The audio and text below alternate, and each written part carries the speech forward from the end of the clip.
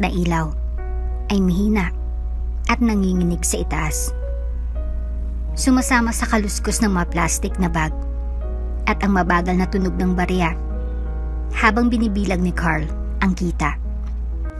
Pinapanood niya ang huling ilang customer ng gabi na naglalakad papunta sa likod ng tindahan. Naglalagay ng mga huling minutong gamit sa kanilang mga basket. Mahigit 1 taon na siyang nagtatrabaho sa tindahang ito. At bawat gabi ay tila mas naging pareho sa huli. Ang manager ni Carl, si Phil, ay malapit na nakatayo. Pinapanood siya ng mabuti. Carl, malapit na matapos ang shift, di ba? Huwag ka masyadong magtagal dito, sabi ni Phil habang tinatapik ang kanyang clipboard. Tumango si Carl, pilit na ngumiti. Siyempre, Phil, may tinatapos lang ako. Umungal si Phil, nasisiyahan. Maganda, may mga tamad kaming mga tao kamakailan, alam mo. Pero okay ka lang, Carl. Panatilihin mo ang ganitong ugali at makararating ka ng malayo dito. Humigpit ang ngiti ni Carl habang naglalakad palayo si Phil. Alam niyang sincero si Phil sa kanyang papuri. Pero ang maglakbay ng malayo sa grocery store ay hindi talaga ang kanyang inaasahan para sa sarili. Bawat gabi, ang parehong mga customer, ang parehong mga pasilyo, ang parehong rutina, ang mga kaibigan niya ay patuloy na umuusad, ginagawa ang mabagay na mahal nila. Habang si Carl ay tila naglalakad sa tubig, pakiramdam ay na-stuck. Habang binibilang niya ang drawer, tumingin siya sa malalawak na bintana sa harap patungo sa paradahan. Ang mga ilaw sa kalye ay nagbigay ng malamig, asul na liwanag, at halos wala ng tao sa lote ngayon. Ang gusto lang niya ay umuwi, kumain ng mabilis na hapunan, at malibang sa isang pelikula. Ngunit ang pag-iisip na iyon ay hindi nagdala sa kanya ng karaniwang ginhawa ngayong gabi. May isang bagay na humila sa kanya, isang nakakainis na pakiramdam na kailangan niya ng higit pa. Nabigla siya mula sa kanyang mga iniisip ng isang mahina at nagmamadaling boses. Excuse me, sir? Tumingala si Carl at nakatagpo ang kanyang tingin sa isang batang babae. Ang kanyang mukha ay maputla at tense. Nagtutulak siya ng karton at nakaupo dito ang isang maliit na bata na may bahagyang nakapikit ang mga mata. Namumula ang mukha. Ang tingin ng babae ay mabilis na lumingon-lingon na parang naghanap ng isang bagay. Opo ma'am, maaari ba kitang tulungan? Tanong ni Carl habang papalit siya sa kahera at itinulak ang kanyang card. Pasensya na, alam kong gabi na, sabi ng babae nang hiningal. Mahigpit na nakahawak sa hawakan ng card. Pero, bukas pa bang butika?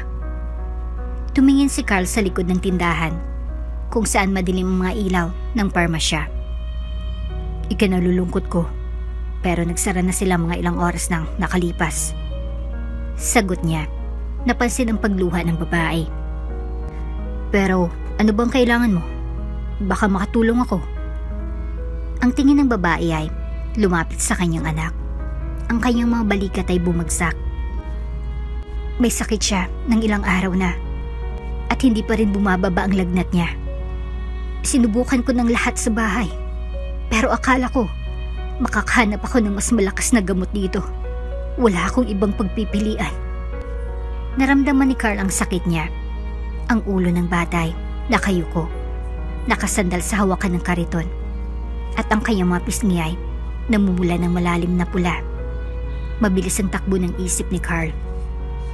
Meron kaming ilang mga over-the-counter na gamot sa mga pasilyo nasa likod ng counter, pero yun ay mga pangpababa ng lagnat at gamot na sipon lang.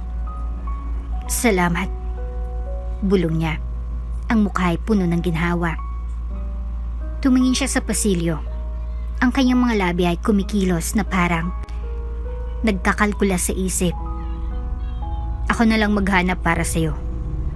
Alok ni Carl habang umiikot sa paligid ng rehistro. Hayaan mo lang akong tapusin ito dito. Oh, hindi mo na kailangang gawin iyon. Nagsimula siya. Pero umiling si Carl. Wala yun. Sagot niya na may ngiti. Tapos na rin naman ako dito. Sinamahan niyang babae sa aisle ng gamot para sa sipon. Itinuro ang ilang natitirang opsyon sa mga istante. Mabilis niyang sinuri ang mga presyo. Kumuha si Carl ng ilang piraso. Pagkatapos ay ibinalik ang isa na may munting buntong hininga. Si Carl na nagkukwento sa kanyang isipan habang ang kanyang mga matay tumingin sa anak ng babae. Nais tumulong ni Carl, ngunit nag-aatubili siya. Hindi naman kasi ganun kataas ang sahod niya at halos hindi na nga siya nakakaraos mag-isa. Ngunit habang nagkukwento si Carl ng pera sa kanyang isipan, ay sumasagi si isipan niya ang mukha ng bata na may lagnat. Kaya naman nagdesisyon siya. Nakita niya ng pakikibakang ito dati. Ang hirap talagang magbalanse sa pagitan ng tulad niyang nangangailangan at isang taong nangangailangan din ng tulong niya. Nang bumalik sila sa rehistro, binilang ng babae ang kanyang pera gamit ang nanginginig ng mga daliri. Parang hindi to kakasya. Inamin ng babae. Namumula ang kanyang mukha. Ibabalik ko na lang siguro yung hindi ko mababayaran. Agad na kinuha ni Carl ang natitira niyang pera mula sa kanyang bulsa at itinulak ito sa ibabaw ng counter. Ito, sagot ko ng kulang. Saad ni Carl. Tumingin ang babae sa kanya. Nagulat. Ha? Hindi ko matatanggap yan. Hindi mo nga ako kilala. Tanggi ng babae. Umiling si Carl. Huwag mo nang alalahanin at isipin yon. Gusto kong makatulong. Kailangan na ng anak mo na makainom ng gamot. Humupa ang mukha ng babae at isang maliit na luha ang dumaloy sa kanyang pisngi. Salamat. Napakalaking tulong nito. Sambit pa nito. Walang anuman. Tugon ni Carl. Binigyan nito ng matipid na ngiti si Carl habang inilalagay ang mga gamot sa loob ng bag. Ilang sandali pa ay tila naghingalo ng anak ng babae. Namutla ang mukha nito. Natarantang babae. Max? Anak! Inalog ng babaeng balikat ng batang si Max. Pero hindi ito sumasagot. Nakapikit ang mga mata habang mabigat na nakasandal sa kariton. Biglang bumilis ang tibok ng puso ni Carl. Batid niyang nihirapan ang bata. Ma'am, sa tingin ko, kailangan niyo nang dalhin sa ospital ang anak ninyo. Suwisyo ni Carl. Tumingala ang babae. May pangungulila sa kanyang mga mata. Pero, wala akong kapera-pera para pumunta ng ospital. Isa pa, kailangan ko nang makakasama. Paano ko gagawin yun kung nag-iisa ako? Muling nagdesisyon si Carl. Bahala na. Meron akong kotse. Maaari ko kayong dalawa dalhin sa ospital. Mas mabilis tayong makakarating kaysa sa maghintay dito. Nanlaki ang mga mata ng babae, pero walang atubili na tumango at pumayag sa alok ni Carl. Salamat. Sambit nito. Mabilis siyang nagpaalam kay Phil. Ipinaliwanag niya na may emergency siya at kinuha ang kanyang jacket. Pumunta sila sa parking lot at tinulungan ni Carl ang babae na ilagay si Max sa likurang upuan kung saan niyayakap ito ng mahigpit ng babae. Bumubulong ng masalitang nakapagpapalubag. Pagkapasok nilang lahat, pinatakbo ni Carl ang kotse. Mabigat ang dibdib nila ng pag-aalala ay nagbaneho si Carl papunta ng ospital. Tahimik ang kotse maliban sa tunog ng hindi pantay ng paghinga ni Max. Paminsan-minsan, sumisilip si Carl pabalik. Pinapanood ang batang lalaki na nakasandal sa mga bisig ng kanyang ina. Ramdam niyang tensyon na nagmumula sa babae. At sumakit ang puso ni Carl sa pagtingin sa kawalang pag-asa ng babae. May nais ka bang tawagan? Kamag-anak? Asawa mo? O kahit sino? Pagbasag ni Carl sa katahimikan, umiling ang babae. Wala. Kakalipat lang namin dito nung nakaraang buwan. Kaya wala pa kaming kilala. Tugon nito. Nakaramdam si Carl ng kaunting simpatsya. Naranasan niya ang masandaling nag-iisa mula nang lumapit siya sa lugar na yon. Pero hindi ma-imagine ni Carl na may isang katulad ng babae na ito na nag-iisang tinataguyod ang anak. Ang hirap niyan, pero bilib ako sa mga katulad mo. Sambit ni Carl. Ngumiti ang babae. Hindi ko din inaasahan na kaya ko. Nakahanap nga ako ng trabaho at para makaipon ng pera. Pero biglang nagkasakit si Max. Sambit ng babae habang hinahagod ang kanyang kamay sa buhok ng anak. Parang naiisip ko bigla, hindi ko ata kaya. Oo, hindi ko inasahan na mangyayari ang lahat ng ito. Nahanap kong isang trabaho. Nag-ipon para sa paglipat. Pero nagkasakit si Max. Tumingin siya sa kanyang anak. Ang mga daliri niya ay dumadampi sa buhok nito. Akala ko, kaya ko itong harapin. Pero, mali ako. Naramdaman ni Carl ang awa para sa babae. Ginagawa mo ang iyong makakaya. At sapat na yun. Pinalakas ni Carl ang loob ng babae. Salamat. Sambit ng babae at hinaplos ang pisngi ng anak. Gusto ko lang ay maging okay na siya. Mas hinigpitan ni Carl ang paghawak sa manibela. Hindi niya alam kung anong ginagawa niya. Hindi niya alam kung bakit siya ganoon kaudyok na tulungan ng babae. Pero alam niyang hindi niya maaring hayaan ang mag-ina na harapin itong walang kasama. Sasamahan ko kayo at magiging okay ang lahat. Pangako yan. Sambit ni Carl. Tumango ang babae at may bahagyang liwanag ng pag-asa sa kanyang mga mata. Ang ospital ay kanilang natanaw na. Ang mga ilaw nito ay maliwanag laban sa madilim na kalangitan. Huminto si Carl sa emergency entrance. Mabilis ang tibok ng kanyang puso habang nagparking. Bumaling si Carl sa babae at nagbigay ng nakakaaliw ng ngiti. Pasok ka na. Magpaparada lang ako at susunod ako sa loob. Sambit ni Carl.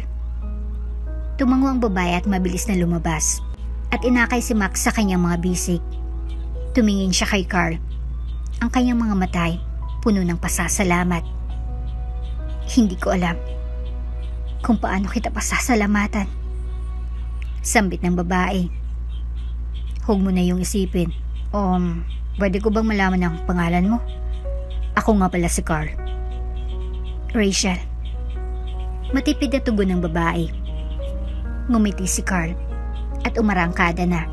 Naghanap siya ng lugar para makapag-park. Humigop siya ng malalim na hininga. Nararamdaman ang bigat ng kanyang desisyon na unti-unting bumababa. Ito ay hindi ang kanyang pinaplano para sa gabi. Ngunit sa hindi malamang dahilan, tila mas makabuluhan ito kaysa sa anumang ginawa niya sa mahabang panahon. Nang dumaan si Carl sa mga otomatikong pinto, nakita niya si Rachel at Max sa front desk. Ang nurse ay ginagabayan sila patungo sa lugar ng pagsusuri at nagmamadali si Carl upang makahabol. Sa loob ng maliit at malinis na silid, pagpapa-examine, may ingat na inilapag ni Rachel si Max sa kama ng ospital. Nanginginig ang kanyang mga kamay habang pinapantay ang kumot sa kanya. Tumingin siya kay Carl. Halatang may pasasalamat sa kanyang ekspresyon. Kahit na ang kanyang pag-alala para kay Max ang nangingibabaw sa lahat. Bumalik ang nurse. Ang tono niya ay malambot ngunit professional. Darating na ang doktor sa lalong madaling panahon. Sambit nito. Maghintay lamang po tayo. Salamat. Sagot ni Rachel, nanginginig ang boses. Nakatayo si Carl malapit sa pinto. Naghintay lamang ng hudyat mula kay Rachel kung kailangan nito ng tulong niya.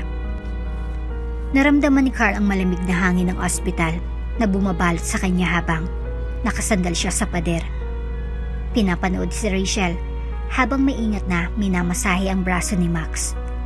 Ang isa niyang kamay ay bahagyang humahawak sa maliliit na daliri nito. Lagi nang iniisip ni Carl na ang mga ospital ay mga lugar ng pagtatapos.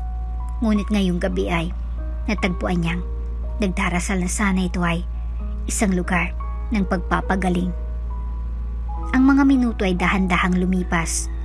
Ramdam niyang pagdami ng pagkabahala ni Rachel kada segundo. Umupo si Rachel sa gilid ng upuan sa tabi ng kama ni Max.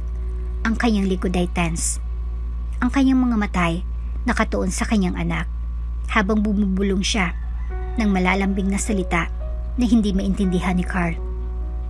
Sa wakas, bumukas ang pinto at pumasok ang isang matangkad na sa katanghaliang gulang na doktor na may kalmadong, nakakaaliw na anyo.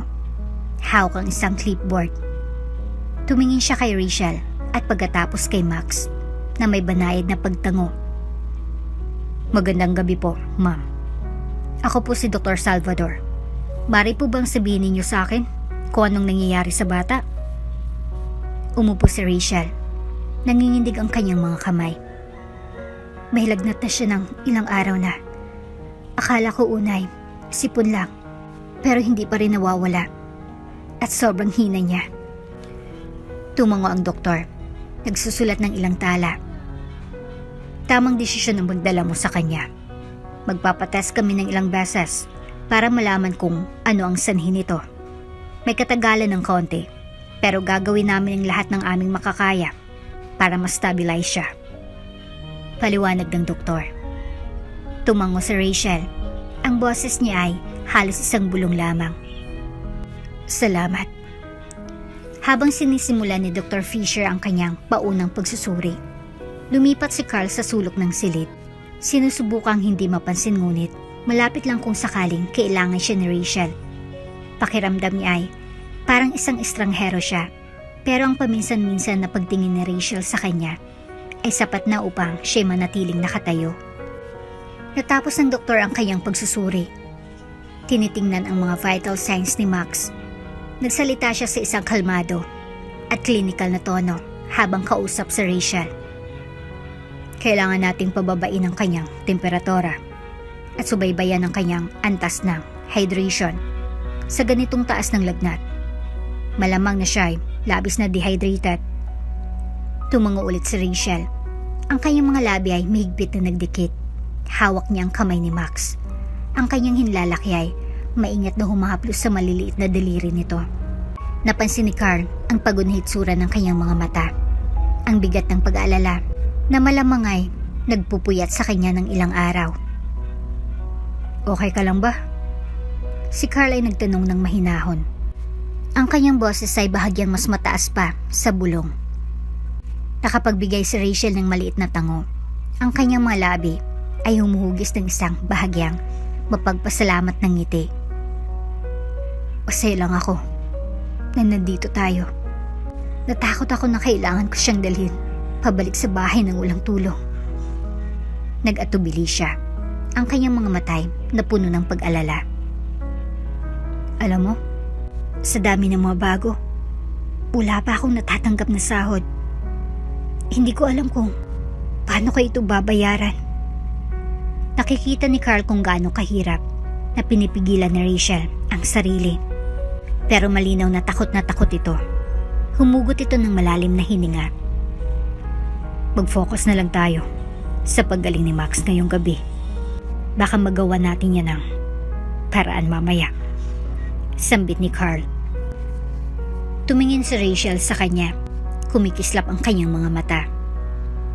Carl, hindi ko alam kung bakit mo kami tinutulungan. Hindi mo ako kilala at hindi mo ito problema. Hindi kailangan maging problema ko ito para mag-alala ako. Sambit ni Carl. Nakatingin kay Rachel. Kung minsan, kailangan ng matao ng tulong ng iba na nandyan at handang tumulong. Bumagsak ang mga balikat ni Rachel sa ginhawa at bahagya siyang tumango. Salamat. Sinasabi ko ito ng seryoso. Hindi ko yata kaya ito kung wala ka ngayon. Nang malapit nang sumagot si Carl, pumasok ang isang nurse na may dalang tray ng mga gamit. Ngumiti siya ng mabait kay Rachel. Bibigyan namin siya ng banayad na pampakalma para makapagpahinga siya habang pinapababa namin ang kanyang lagnat. Nasa mabuting mga kamay si Max. Nagbigay si Rachel ng mahigpit na ngiti. Sa kanyang kamay ay dumaan sa buhok ni Max habang maingat na nag-injection ng nurse ng konting malinaw na likido sa kanyang swero. Sa loob ng ilang sandali, humupang init sa katawan ni Max. Naging pantay ang kanyang paghinga habang ang kanyang mga talukap mata ay dahan-dahang pumikit. Pinanood ni Carl ang pagbabago. Naramdaman ang kakaibang katahimikan na bumalot sa silid. Inayos ng nurse ang kumot at maingat na tinakpan si Max sa katawan. Pagkatapos ay binigyan si Rachel ng isa pang nakakaaliw na ngiti. Subukan mong magpahinga ka rin. Mahaba pang gabi. Tumango si Rachel kahit na malinaw na hindi siya alis sa tabi ng kanyang anak ng mga oras na yon. Nang umalis ang nurse, umupo si Carl sa tabi ni Rachel. Binigyan niya ito ng maliit na ngiti ng pampatibay loob. Okay lang yan. Ang galing mo, Rachel. Tumingin si Rachel kay Carl. Ang kanyang mukha ay napuno ng pasasalamat. At sa isang sandali, naramdaman ni Carl na may nagbago sa pagitan nila. Para bang mayroon silang hindi sinasadyang pag-unawa. Isang tahimik na ugnayan na hindi nangangailangan ng mga salita. Naupo sila sa katahimikan ng ilang sandali. Ang tahimik na ugong ng ospital sa paligid nila. Pagkatapos ng ilang sandali, binasag ni Carl ang katahimikan sa mababang boses. Nasabi mo kanina na kakalipat mo lang dito. Paano kayo napadpad dito? Tumingin si Rachel sa ibaba. Ang kanyang madaliri ay naglalaro ng maliliit na bilog sa kamay ni Max. Nais ko sana magsimula muli. Bulong ni Rachel. Bihirap ang mabagay-bagay sa bahay. At naisip ko sana ay magandang simula para kay Max at sa akin. Nakahanap ako ng trabahong malapit. Kaya sinubukan ko at pumunta dito. Pero hindi ito naging madali. Tumango si Carl. Naunawaan ang hirap na sinasabi ni Rachel. Mahirap ang maglipat. Lalo na kung wala kang kasama. Naintindihan ko yun. Lumipat din ako dito mag-isa. Mga 1 taon nang nakalipas. Tumingin si Rachel sa kanya nang may interes. Ang kanyang pagod na mga mata ay kumikislap sa kuryosidad. May dahilan ka ba? Bumuntong hininga si Carl. Sabay baling ng balikat. Akala ko makakahanap ako ng mas mabuti dito. Pero, sa totoo lang, naghahanap pa rin ako. Hindi ko nga alam kung anong gusto ko. Pero alam kong hindi ang pagtatrabaho sa tindahan. Ngumiti si Rachel ng bahagya. Kung minsan, iniisip ko na mas mahalagang paglalakbay kaysa sa paruroonan. Kahit gaano pa iyon kailap. Si Carl bahagyang tumawa at tumango. Baka tama ka. Siguro patuloy lang akong maghintay na may mangyari. Isang bagay na magbibigay ng kaunting layunin sa buhay ko. Tumingin siya kay Rachel. Nag-aalangan. Nakakatawa. Pero ang pagtulong ko sa iyo ngayong gabi, parang iyon na sigurang hinahanap kong layunin. Tumingin si Rachel sa ibaba at may bahagyang ngiti sa kanyang mga labi. Marami ka nang nagawa. Hindi ko kailanman malilimutan ang gabing ito, Carl. Isang komportabling katahimikan ang muling bumalot sa kanila. At nakita lamang ni Carl ang kanyang sarili na pinagmamasdan si Rachel habang nakatingin ito kay Max. Hindi nito kailanman inaalis ang madaliri sa kamay ng anak. Meron itong tahimik na lakas. Isang tibay na tila lumalabas mula sa sarili sa kabila ng nararamdamang pagod. At hindi mapigilan ni Carl ang makaramdam ng malalim na paghanga kay Rachel para sa lahat ng pinagdaanan nito at sa hindi matitinag ng pagmamahal na ipinapakita para sa kanyang anak. Katatapos lang bumalik ni Dr. Salvador. Nag-iikot hawak ang kanyang clipboard. Tumitig ito kay Rachel at ang kanyang ekspresyon ay nakapagpapalakas ng loob. Nirepaso ko ang mga poonang resulta ng pagsusuri ni Max. Mukhang nilalabanan niya ang isang malubhang vital na impeksyon dahilan ng pagtaas at patuloy na lagnat. Ginagamot namin siya ng malikido at pampababa ng lagnat at dapat siyang magsimulang gumanda sa loob ng susunod na araw o higit pa. Naglabas si Rachel ng hininga na tila hindi niya namamalayan na pinipigilan niya. Salamat, Doktor. Maraming salamat. Tumango si Dr. Salvador ng kaunti. Kailangan niya pa ring manatili dito ng isa pang magdamag para sa pagmamasid. Pero optimista ako na babalik din siya sa dati niyang sarili sa lalong madaling panahon. Tumingin siya kay Carl. Binigyan siya ng aprobadong tango bago lumabas ng kwarto. Habang nagsasara ng pinto, humarap si Rachel kay Carl at lumabas ang ginhawa sa kanyang mukha. Okay na siya. Gulong ni Carl, ang boses ay puno ng damdamin. Salamat, Carl. Hindi ko alam kung paano kita pasasalamatan. Sambit ni Rachel. Yumuko si Carl. Wala kang dapat na isipin. Pasaya ko na magiging maayos na siya. Tugon ni Carl. Tumitig si Rachel kay Carl, isang malambot at mapagpasalamat ng ngiti ang sumilay sa kanyang mga labi. Nakakapagtaka. Nagsimula siya ng dahan-dahan. Matagal na akong nag-iisa at sinusubukang ayusin ang lahat. Pero ngayong gabi, pinaramdam mo sa akin na hindi ako nag-iisa. Naramdaman ni Carl na lumaki ang kanyang puso at lumingon siya sa ibang direksyon sandali dahil hindi siya sigurado kung ano ang sasabihin. Minsan, kailangan lang natin na makatulong. Bulong niya. At marahil, sa isang paraan, ang pagtulong ko sa inyo ngayong gabi ay eksakto rin sa kailangan ko. Muli silang naupo sa katahimikan at naramdaman ni Carl ang malalim na kasiyahan na bumalot sa kanya. Hindi niya alam kung saan siya dadalhin ng gabing ito o kung anong kahulugan nito para sa kanyang hinaharap. Pero sa kauna-unahang pagkakataon, sa mahabang panahon, naramdaman niyang nasa tamang lugar siya. Ang mga oras ay dumaan ng mabagal sa madilim na silid ng ospital. Pinanood ni Carl habang unti-unting nagbago ang pagkabahala ni Rachel sa isang maingat na kapanatagan. Bahagyang humupa ang kanyang katawan habang lumalakas ang kondisyon ni Max. Nanatili siyang malapit sa kanyang anak. Bumubulong ng malalambing na mga salita ng aliw tuwing siya'y gumagalaw. Ang kanyang mga daliri dahan-dahang dumadampis sa buhok nito. Kinuha ni Carl ang kanyang telepono. Sumulyap sa oras. Lampas na ng hating gabi. At ramdam niya ang pagod na sumisipsip sa kanyang mga buto. Pero hindi siya aalis. Hindi ngayon. Hindi kapag kailangan ni Rachel ng suporta. Meron siyang pakiramdam na ang pinakamahirap na bahagi ng gabi ay malayo pa sa katapusan. Kumusta ka? Kaya mo pa ba? Tanong ni Rachel sa wakas. Binasag ang katahimikan na namutawi sa pagitan nila. Tumingala si Carl. Mabigat ngunit mainit ang kanyang mga mata.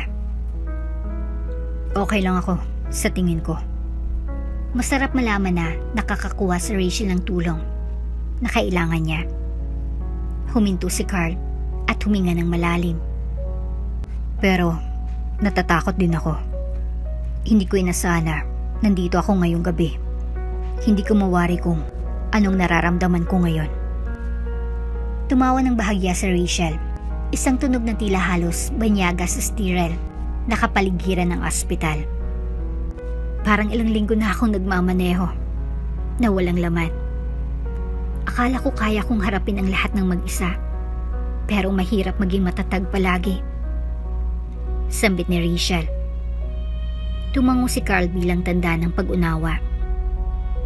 Hindi mo kailangan maging matatag palagi. Ayos lang na makaramdam ng labis na pagkapagod. Ginagawa mong iyong makakaya. At iyon ang mahalaga. Tumingin si Rachel sa kanya. Matatag ang kanyang titig. Paano mo nakakayanan ang lahat ng ito? Ikaw lang ay isang kahera. Ang mga labi ni Carl ay umarko sa isang maliit na ngiti. Aba, hindi lang ako cashier. Isa rin akong lalaki na dumaan sa maraming bagay sa sarili kong buhay. Lahat tayo may mga laban, di ba? Minsan kailangan lang nating tulungan ng isa't isa sa mga ito. Sa isang sandali, pinagmasdan ni Rachel si Carl. Unti-unting lumambot ang kanyang ekspresyon. Nagkamali ako sa inaasahan ko. Sabi niya ng tahimik. Akala ko hanggang doon na lamang sa paghatid ang gagawin mo. Pero hindi ko akalain na sasamahan mo kami hanggang dulo. Sana nga, lahat tayo ay may higit pa sa kung ano ang nakikita ng mga tao sa panglabas na anyo. Sagot ni Carl at bahagyang umiling. Madaling dumaan sa buhay na parang wala kang halaga.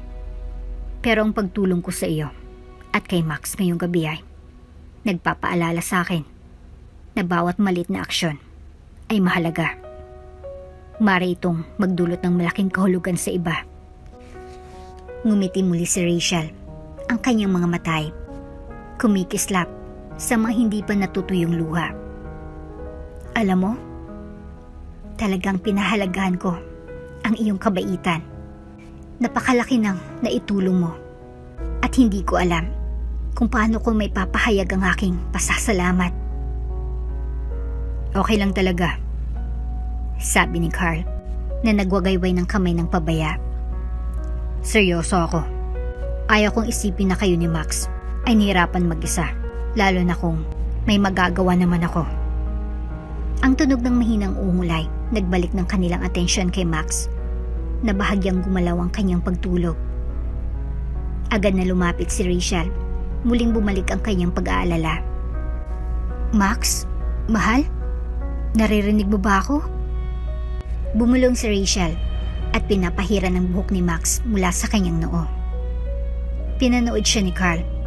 Ang matinding pagmamahal mula sa mga mata ni Rachel ay nagdala ng init sa kanyang puso. Ito ay paalala na ang pamilya, anumang anyo nito, ay nag-iisa. Magiging okay na siya. Pinatibay ni Carl ang loob ni Rachel sa mababang boses. Ang mga doktor ay ginagawang lahat ng kanilang makakaya para kay Max. Salamat sa tulong mo. Bulong ni Rachel. Nakatuon pa rin ang kanyang mga mata kay Max. Hindi ko alam kung anong gagawin ko kung wala ka ngayong gabi. Parang biglang hihinto ang mundo ko at parang malulunod ako sa problemang ito. Si Carl ay lumapit ng kanyang upuan. Nakaramdam ng biglang pagnanais na magsalita pa. Sa totoo lang, naramdaman ko na rin yan. Lumipat ako dito para takasan ang sarili kong buhay. Umaasang makakakuha ng bagong simula. Pero mas pakiramdam ko ay naliligaw ako kaysa dati.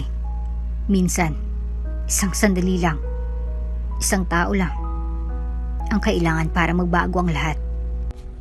Tumitig si Rachel sa kanya. Ang kanyang ekspresyon ay mapanlikha. Ang kaibahan kung paano tayo napapadpad kung nasan tayo, hindi ba?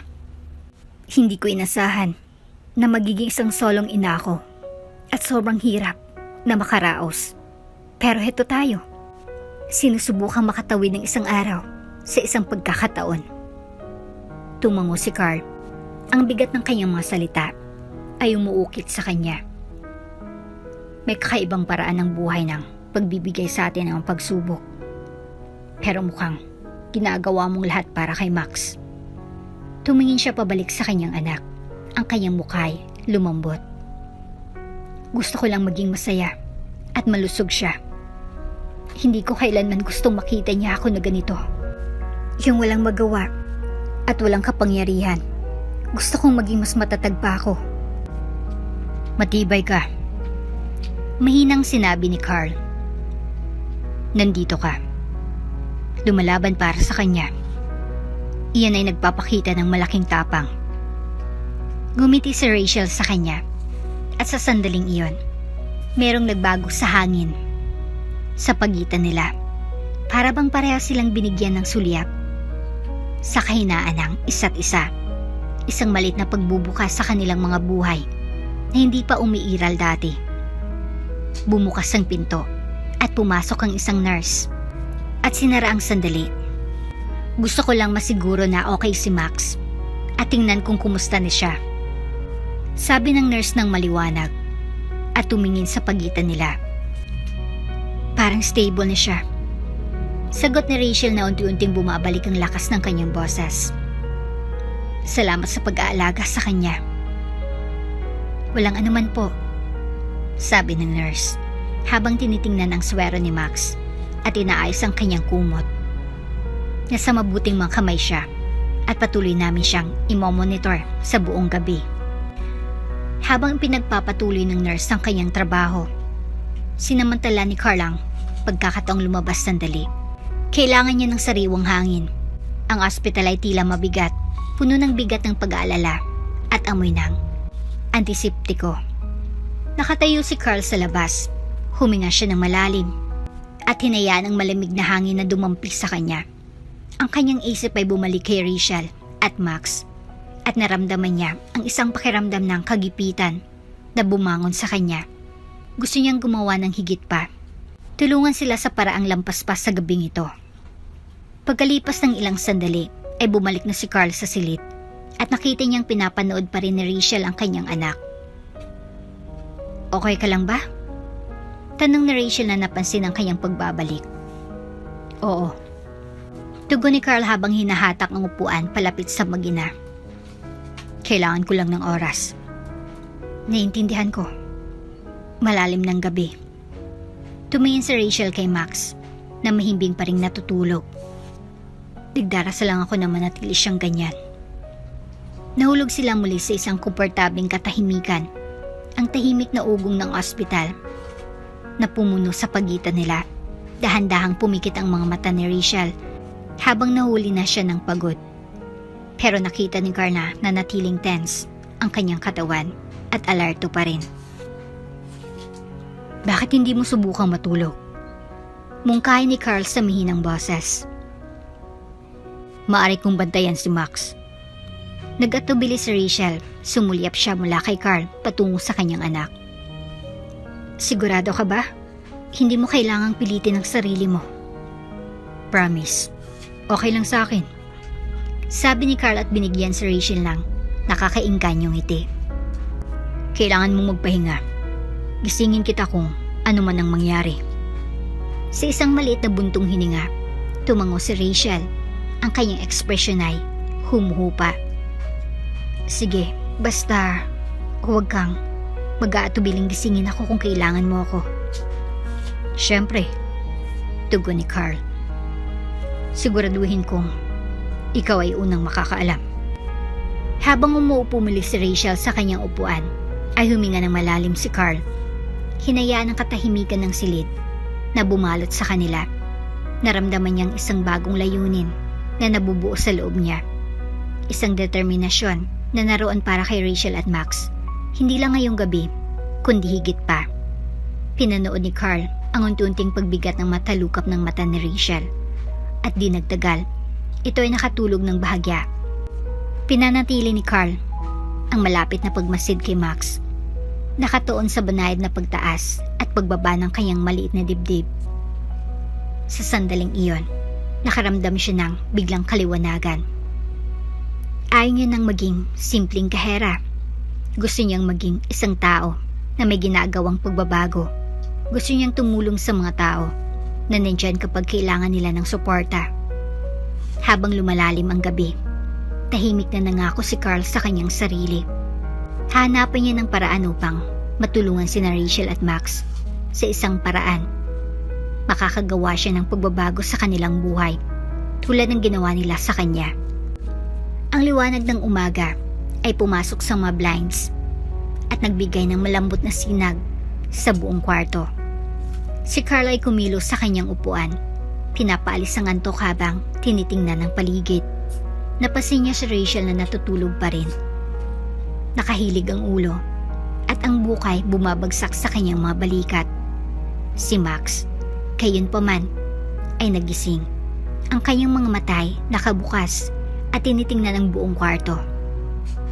"Kumusta, kaibigan?" Malambing na tanong ni Carl habang lumalapit sa tabi ng kama ni Max.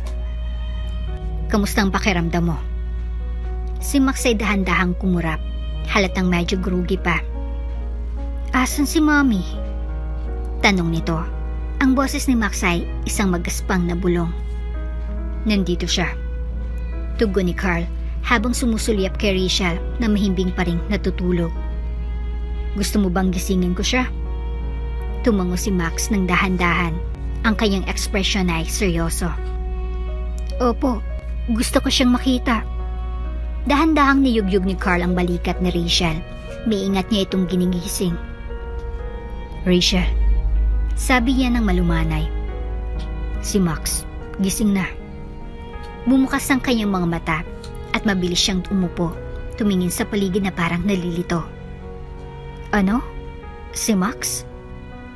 "Mommy!" Sumigaw si Max. Ang kanyang maliit na mukha ay lumiwanag nang makita ang ina. "I'm here, anak." Mabilis na lumipat si Rachel sa tabi ni Max. Pinapahiran ng buhok nito nang may banayad na paghawak. "Oh mahal, ang saya-saya ko. Nagising ka na. Kamusta ka?" Medyo nagkunot ang noo ni Max, naguguluhan. "Hindi ko po alam. Pagod po ako." "Sadyang makakaramdam ka ng pagod," mahinahong sinabi ni Carl. "Pero magiging okay ka na. Ang mga doktor ay maayos na nag-aalaga sa iyo." Tumingin si Max sa kanya. Ang kanyang kuryosidad ay napukaw. "Sino po kayo?" Ngumiti si Rachel ng malumanay. Hawak pa rin ang kamay ni Max. "Siya si Carl. Tinulungan niya tayong makarating dito kagabi. Nasa tabi ka niya ng buong oras." Tiningnan ni Max si Carl nang may namimilog ng mga mata. "Salamat sa pagtulong mo sa amin." "Siyempre, malit na bagay." Sagot ni Carl na nakangiti. "Masaya ako at gising ka na. Naisip kong bigyan kita ng yelo. O kung ano man, mabuti na lang at may nurse dito para alagaan ka." "Pwede bang makahingi ng juice?" tanong ni Max nang may pag-asa. Tumawa si Rachel sabay iling ng kanyang ulo. "Tingnan natin kung anong sasabihin ng nurse. Alam nila kung anong pinakamainam para sa iyo ngayon." Maya-maya ay bumukas ang pinto at pumasok si Dr. Salvador. May hawak na clipboard. "Magandang umaga." Masiglang bumati ito. "Kamusta ang pakiramdam mo ngayon, Max?" "Pagod pa rin po." Tapat na sagot ni Max at bahagyang bumabagsak ang mga mata. Tumango si Dr. Salvador, papalapit sa kama. "Ayos lamang yan. Masaya akong makita kang gising na. Kamustang lagnat mo?" Bumaba na po, kumpara noong una. Tugon ni Rachel, ang boses niya ay puno pa rin ng pag-aalala. "Ano po kayang diagnosis? Okay lang po ba siya?" Ngumiti si Dr. Salvador nang nakakaaliw. "Naintindihan ko kung gaano ka nag-alala. Minomonitor namin ng mabuti ang kanyang mga vital signs at masaya akong sabihin na siya'y tumutugon ng mabuti sa paggamot. Ang lagnat ay nagsimula ng bumaba at naniniwala akong magsisimula na siyang gumaling sa lalong madaling panahon." Huminga ng malalim si Rachel at isang alon ng ginhawa ang bumuhos sa kanya. "Salamat. Marami pong salamat." "Max, susuriin ko na ang iyong mga reflexes ngayon. Okay?" Sambit ni Dr. Salvador na nakangiti sa bata. "Maaari mo bang ipakita sa akin ang iyong pinakamagandang superhero strength?" Tumango si Max ng masigla at pinanood ni Carl habang sinisiyasat siya ng doktor. Naghanap ng anumang palatandaan na pag-aalala. Na-impress si Carl sa kung gaano at kamaingat makipag-ugnayan si Dr. Salvador kay Max na nagbigay sa kanya ng pakiramdam ng kaligtasan sa kabila ng mga pangyayari. Okay, kaibigan. Ang ganda ng ngiti mo. Sambit ni Dr. Salvador habang tinatapos ang kanyang pagsusuri. Ipagpapatuloy namin ang pagbibigay sa iyo ng mga gamot at susubaybayan ang iyong pagaling sa susunod na araw. Kung patuloy na bumubuti ang lahat, baka maipadala ka namin pauwi sa lalong madaling panahon. Nagniningning ang mukha ni Rachel. Talaga po, Dok? Mabuti naman kung ganun. Siyempre, pero huwag tayong magmadali pa. Babalikan kita sa loob ng ilang oras para makita kung kamusta ka. Sa ngayon, magpahinga ka lang at magpagaling. Binigyan sila ni Dr. Salvador ng huling tango bago umalis, na nag-iwan ng isang pag-asa. Ngumiti si Rachel ng malumanay. Hawak pa rin ang kamay ni Max. Ngumiti si Max sa kanyang ina. Ang kanyang mukha ay maaliwalas habang siya'y humihiga sa mga unan. Pwede po ba ako magkaroon ng laruan? O kung anuman, Mom? Tumingin si Rachel kay Carl. May tanong sa kanyang mga mata. Sa tingin mo ba dapat tayong humingi ng tulong sa mga nurse? Siguro. Tugon ni Carl, papalapit sa pinto. Ako na lang magtatanong. Dito ka na lang at samahan mo si Max.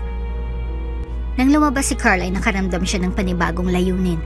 Gusto niyang mapalapit sa bata at sa kanya upang maramdaman niyang komportable ito at malagaan niya. Lumapit siya sa istasyon ng nurse kung saan may isang mabait na nurse na nag-i-input ng data sa isang computer. Excuse me. Magalang na sambit ni Carl. Pwede ko bang itanong kung may mga laruan o aktibidad para sa batang lalaki sa room 202? Kakagising niya lang at sa tingin ko ay makakatulong ito para mapataas ang kanyang morale. Tumingala ang nurse at ngumiti. Sige po, meron po kaming maliit na kahon ng laruan na may ibang mga libro at stuffed animals. Pupuntahan ko ngayon at magdadala ako sa kanya. Salamat, sabi ni Carl. Habang bumalik si Carl kay Rachel at kay Max, ay ramdam niyang ginhawa. Magdadala sila ng malaruan para sa iyo, Max. Anong gusto mong laruin? Nagniningning ang mga mata ni Max. Gusto ko ang mga dinosaur. Tugon nito ng masigla. Pwede ba silang magdala ng dinosaur? Sigurado akong meron sila. Sagot ni Carl at nakangiti kay Max. Lumambot ang tingin ni Rachel habang pinapanood ang interaksyon sa pagitan ni Carl at Max. Hindi mo naman kailangan gawin yan, sabi ni Rachel. Gusto kong ginagawa ko. Simpleng sagot ni Carl. Sa tingin ko, makakatulong ito para gumanda ang pakiramdam niya. At sa totoo lang, nakakatulong din ito sa akin. Maya-maya, bumalik ang nurse. May dalang maliit na bag na puno ng makukulay na laruan. Narito ng mga laruan! Sambit ito sabay inilapag ang kahon sa harap ni Max. Pumili ka, baby. Masiglang inabot ni Max ang kahon at hinugot ang isang maliit na birding dinosaur. Tingnan mo, Ma'am! Sigaw ni Max. Itinas ang laruan ng may pagmamalaki. Ang galing naman! Sambit naman ni Rachel. Ang ngiti ni Max ay nagpasigla sa silid. Anong pangalan niya? Sa tingin kong itatawag ko sa kanya ay Spike. Nagpasya si Max habang hawak ang dinosaur sa kanyang dibdib. Spike, isang magandang pangalan. Sumang-ayon si Carl at umupo muli sa kanyang upuan. Habang tatlo silang nakaupo ng magkasama, isang pakiramdam ang init bumalot sa kanila. Pinanood ni Carl si Rachel habang nakipaglaro kay Max. Ang kanilang tawanan ay nakakahawa. Sa sandaling iyon, naramdaman niyang lumalakas ang koneksyon. Isang ugnayan na itinayo sa mga pinagsaluhang karanasan at kahinaan. Salamat, Carl. Mahinang sambit ni Rachel, ang kanyang tingin ay tapat. Hindi ko talaga alam kung paano ipapakita kung gaano kahalaga sa akin ang iyong presensya. Wala iyon, sagot ni Carl, pero ang sinseridad sa mga mata ni Rachel ay nagpahinto sa kanya. Masaya ako sa ginagawa ko. Tumango si Rachel, ang kanyang ekspresyon ay lumambot. Ikaw ang naging matibay na sandigan namin. Hindi ko alam kung paano ko harapin ang lahat ng ito ng mag-isa. Habang sila'y nag-aayos ng isang komportabling ritmo, si Max ay nagsimulang makilahok ng higit pa. Ang kanyang diway tumaas dahil sa maliit na laruan. Ang atmosphere sa silid ay nagbago. Tila naging magaan ito, puno ng tawanan at maliliit na sandali ng kasiyahan. Pumintig ang puso ni Carl habang pinapanood niya sina Rachel at Max na magkasama. Ang kanilang koneksyon ay ramdam at maganda. Alam niya, nang walang pagdududa, na gagawin niyang lahat para matulungan sila. Ang mga oras ay dumaan ng dahan-dahan. Bawat isa'y minamarkahan ng ritmo, ang pagbip ng mga makina, at paminsan-minsan na usapan ng mga nurse habang sila'y nag-iikot. Nakita ni Carl na unti-unti na siyang nagiging komportable sa kanyang bagong routine. Tinutulungan si Max sa kanyang bagong laruan na dinosaur at sinasamahan si Rachel habang pinapanday ang kanyang mga emosyon. Habang papalapit ang hapon, isang banayad na katok ang pumigil sa kanilang munting bula. Isang nurse ang sumilip. Magandang hapon! Kamusta ang ating munting pasyente ngayon? Okay na po ako! Sumagot si Max ng masigla, hawak si Spike. Naglalaro ako ng dinosaur ko. Ang galing naman! Sabi ng nurse na may maliwanag ng ngiti. Masaya akong makita kang gising at nag-e-enjoy. Kamusta ka, Max? May mga sakit ng ulo o pagkahilo ka bang nararamdaman? Hindi po, medyo pagod lang. Sabi ni Max. Tinitingnan si Rachel na may pag-asa sa mga mata. Pwede na po ba akong umuwi? Ang ekspresyon ng nurse ay nag-iba. Patuloy ka pa rin naming babantayan sa loob ng ilang oras. Pero magaling ka na. Kung patuloy na bumubuti ang mga bagay-bagay ay pag-uusapan natin ang pag-uwi mo bukas, okay? Sige. Sumilay ang ngiti kay Max at nakaramdam si Carl ng kasiyahan para sa bata. Nang matapos ang nurse sa kanyang pagsusuri ay umalis na ito ng silid. Humarap si Rachel kay Carl at ang kanyang mga mata ay nagniningning sa halo ng ginhawa at pasasalamat. Talagang magiging okay na siya, hindi ba? Oo naman, sagot ni Carl at nakasandal sa kanyang upuan. Makikita mo naman sa kanyang mga mata, palaban siyang bata.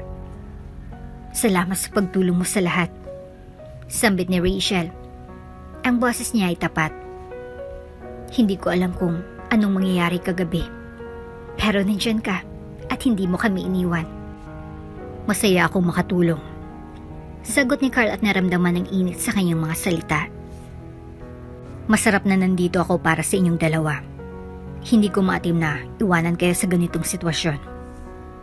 Ngumiti si Rachel, kitang-kitang kanyang pasasalamat.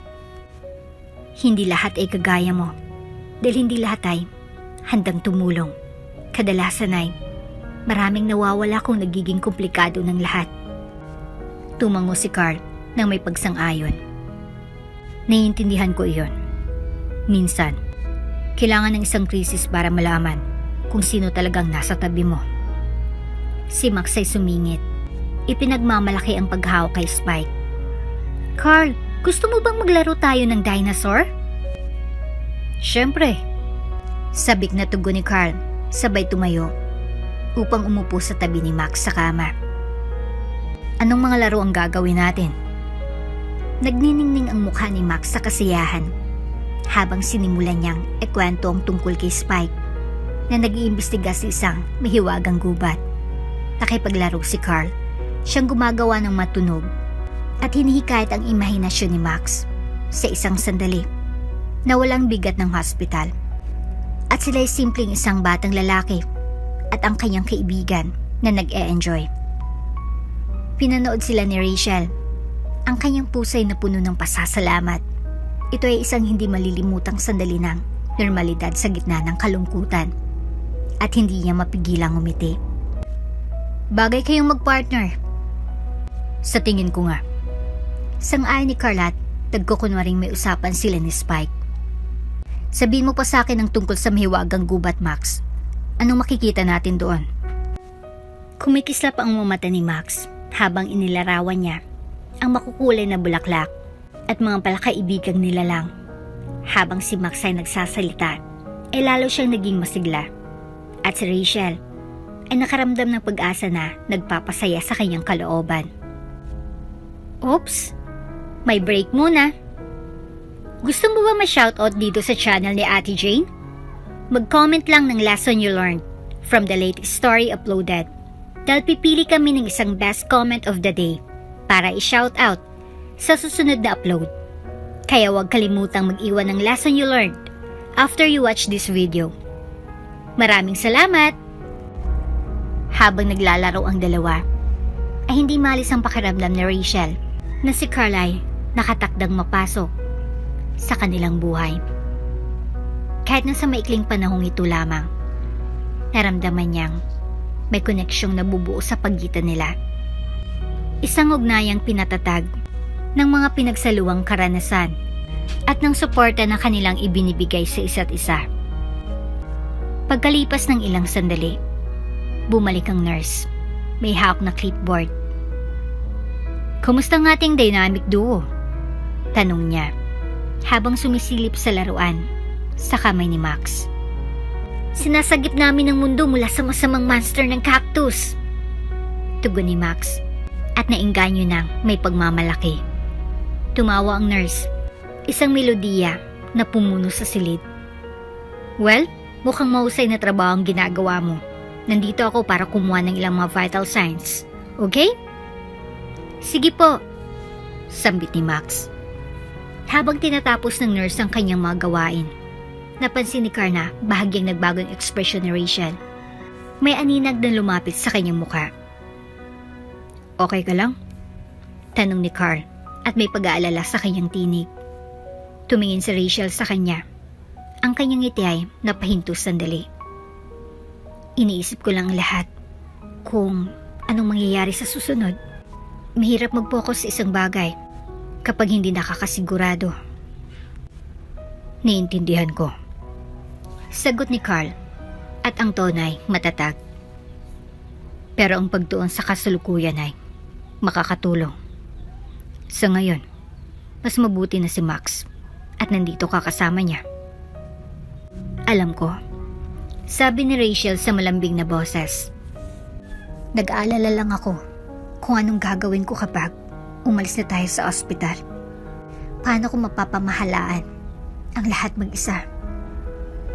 Marahil ay hindi mo na kailangan. Mahinahong mungkahi ni Carl. May mga tao na nagmamalasakit sa'yo. Tulad ko. Masaya akong tumulong sa abot ng aking makakaya. Kung kailangan mo ng suporta o may gusto ka pang pag-usapan, nandito lang ako sa isang tawag. Tumingin si Rachel kay Carl. Ang kanyang mga matay tila may hinahanap sa kanya. Seryoso ka ba sa mga sinasabi mo? Oo naman. Nakayukong tugon ni Carl. Naiilang siya. Ayaw kong maramdaman mo. Nag-iisa ka dito. Mas malakas ka kaysa sa akala mo. Pero okay lang na umasa sa iba. Nagliliyab ang maluwas sa mga mata ni Rachel. Ngunit mabilis niya itong pinahid. Salamat, Carl. Hindi ko inaasahan ang ganitong kabaitan mula sa isang taong halos hindi ko kilala. Tinadhanang makilala ko kayong mag-ina para makatulong ako sa inyo. Sagot ni Carl at naramdaman ang init na kumakalat sa kanyang dibdib. Lahat tayo ay may nakatakdang oras at panahon na mahanap ang ating daan. Diba? Habang ang usapan ay nakikisabay sa daloy ng hangin, ay natapos ng nurse ang kanyang mga gawain at tumingin kay Max. Ang galing mo, baby. Babalik ako sandali lang at may dalang juice, okay? Tumango si Max ng masigla. Ang kanyang mukha ay nagniningning. Opo, thank you po. Pagkaalis ng nurse ay huminga ng malalim si Rachel. Halatang sinusubukang kalasin ang kanyang mga naunang alalahanin. Pinagpapasalamat ko na. Pinapakinggan mo ako. Alam ko na medyo nagiging emotional ako. Ano ka ba? Okay lang na maramdaman mo lahat ng ito. Marami ka ng pinagdaanan. Pinalalakas si Carl ang loob ni Rachel. Nandito ako para sa lahat. Kung sa mabuti o masama at sa lahat ng bagay. Si Max ay sumingit, itinaas si Spike sa hangin. Pwede bang mag-dinosaur party tayo pag uwi ko? Siyempre naman. Imbitahan natin ang lahat ng mga dinosaur. Tugon ni Carl na may ngiti sa kanyang mukha dahil sa kasigasigan ni Max. Magkakaroon tayo ng piging na puno ng lahat ng paborito mong merienda. Pizza! Sumigaw si Max na may kasiyahan at napatawa naman si Rachel. Perfect ang pizza! Sang-ayon ni Rachel at medyo lumiit ang bigat sa kanyang puso. At baka ice cream pa? Oo, at saka bumili tayo ng dinosaur cake! Dagdag ni Max. Dahil ang kanyang imahinasyon ay naglalakbay. Habang patuloy na pinaplano ng tatlo ang kanilang hinaharap na dinosaur party, ay nakaramdam si Rachel ng pag-asa. Baka naman maging maayos ng lahat. Marahil ay, maaari siyang kumapit sa iba at hindi kailangang pasanin ang bigat mag-isa. Habang lumilipas ang oras, ay nanatiling matatag si Carl. Nililibang ang nasa paligid niya ng tawa at paglalaro. Pinapanood sila ni Rachel habang nakipaglaro si Carl kay Max. Napagtanto niya kung gaano kabihirang makahanap ng taong tunay na nagmamalasakit. Sa kalaunan, nagsimula nang lumubog ang araw na nagbigay ng mainit na kulay sa buong silid. Si Max ay nagsimulang mapagod muli. Ang kasiyahan ng araw ay humahabol sa kanya. Agad na napansin ni Carl ang pagbabago at isang nagkakaunawaan na sulyap ang nagpalitan sa pagitan nila ni Rachel. Sa tingin ko, ay oras na para magpahinga ang ating superhero. Mahinahong mungkahi ni Carl. Oo nga, sabi ni Rachel habang hinaplos ang kanyang kamay sa noo ni Max. Ang galing ng ginawa mo ngayon, baby. Magkakaroon tayo ng dinosaur party sa lalong madaling panahon. Pangako ko. Naghihikab si Max. Tumango ng antok. Opo, mami. Pwede ka bang sumama? Siyempre naman, hindi ako aalis. Tugon ni Rachel habang umuupo mula sa kanyang upuan sa tabi niya. Tumayo si Carl na ramdaman niyang kailangan ng bigyan ng espasyo ang mag-ina. Magpahinga na kayo. Nandito lang ako sa labas kung kailangan mo ng kahit ano. Sambit ni Carl. Salamat, Carl. Mahina ang sinabi ni Rachel. Salamat sa lahat. Ngumiti si Carl ang mainit. Naramdaman ang bigat ng kanilang koneksyon na komportable sa kanyang puso.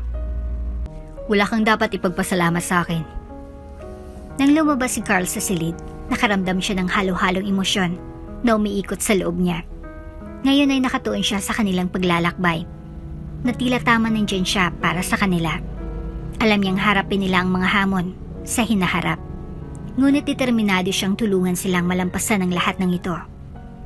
Sa labas ng silid ng ospital, huminga siya ng malalim. Pinapakalamang ang sarili.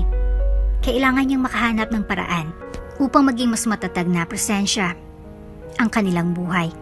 Naisip ni Carl na magpalipas ng oras sa loob ng kanyang sasakyan. Sa isip na iyon, nagsimula siyang mag-brainstorm ng maparaan kung paano niya maiabot ang suporta kay Rachel at Max sa labas ng ospital. Nararamdaman niyang tumataas ang isang pakiramdam ng layunin sa loob niya. Kinabukasan ng umaga, bumalik si Carl sa ospital ng maaga. Huminto sa isang coffee shop sa daan para kumuha ng ilang inumin. Habang naglalakad siya sa lobby, nakaramdam siya ng hindi pagkaraniwang nervyos. Isang pag-alog sa kanyang dibdib na hindi niya pa napapansin noon. Ayusin mo na, Carl.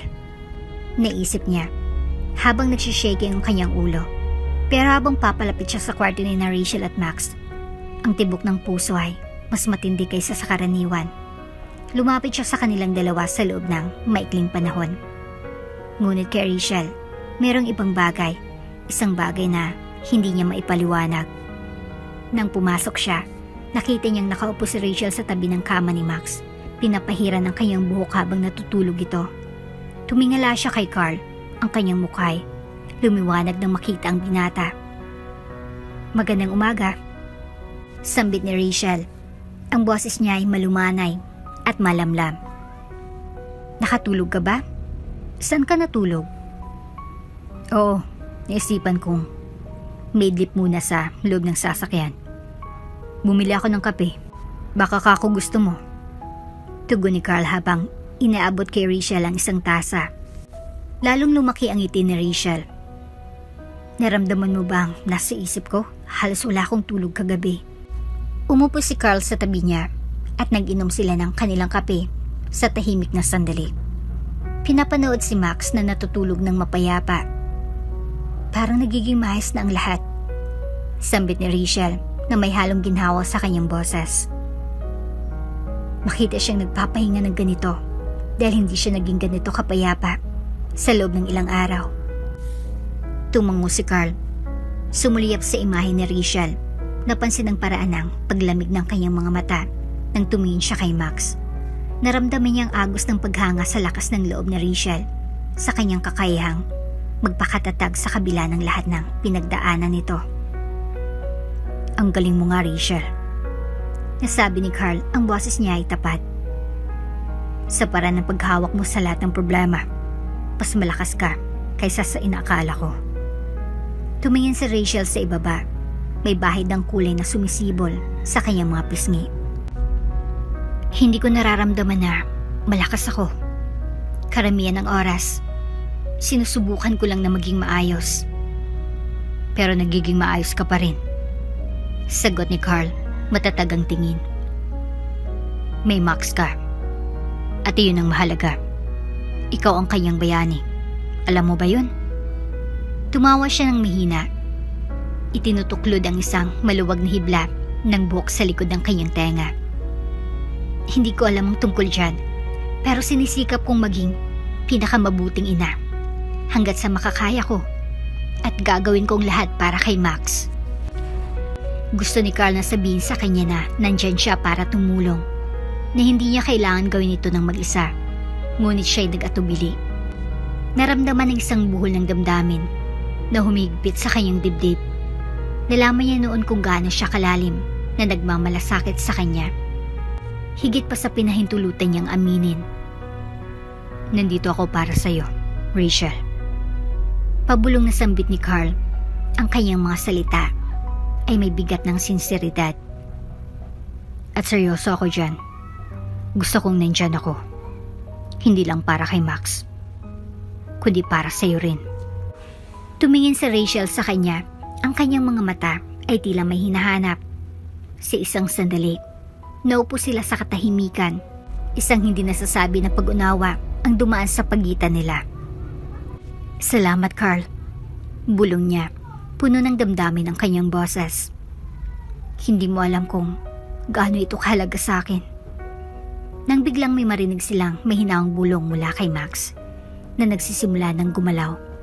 Ang kanyang mga talukapay kumurap at nagbigay siya ng isang antok na ngiti. "Hey buddy," sambit ni Carl. Humuyuko para haplusin ang buhok ni Max. "Handa ka na ba para sa ating dinosaur adventure?" Nagniningning ang mga mata ni Max nang banggitin ang kanilang plano. "Opo, pwede ba tayong gumawa ng mapa?" "Siyempre," sabik na tugon ni Carl. Tumingin siya kay Rachel. Napansin ang init sa kanyang ngiti at naramdaman niyang bumilis ang tibok ng kanyang puso. Ang pagiging nandito at kasama sila at makita silang ngumiti. Parang tama. Parang isang bagay na hinahanap niya nang hindi niya namamalayan. Nagpalipas sila ng umaga na magkasamang gumuhit ng mapa. Pinupuno ito ng mga kamanghamanghang lugar at mga imahinasyong buo. Nagtawanan sina Carl at Rachel habang naging mas malikhain si Max. Nag-iimbento ng mga kwento tungkol sa mga nakatagong kuweba at kayamanang binabantayan ng mga magiliw na dinosaur. Pagdating ng oras ng tanghalian, nag-alok si Carl na kumuha ng mga sandwich mula sa kalapit na shop. Habang umaalis siya sa silid, hindi niya mapigilang isipin ang ngiti ni Rachel. Ang paraan ng paglamig ng kanyang mga mata tuwing tinitingnan niya si Max o ang tahimik na lakas na lumalabas mula sa kanya. Nahulog ng loob ko sa kanya. Bulong ng isang tinig sa kanyang isipan at napagtanto niyang totoo ito. Naging malapit siya kay Rachel sa parang hindi niya inaasahan. Ang nagsimula bilang pagnanais na tumulong ay umusbong sa isang mas malalim na damdamin. Pero paano kung hindi sila pareho ang nararamdaman? Nag-isip si Carl.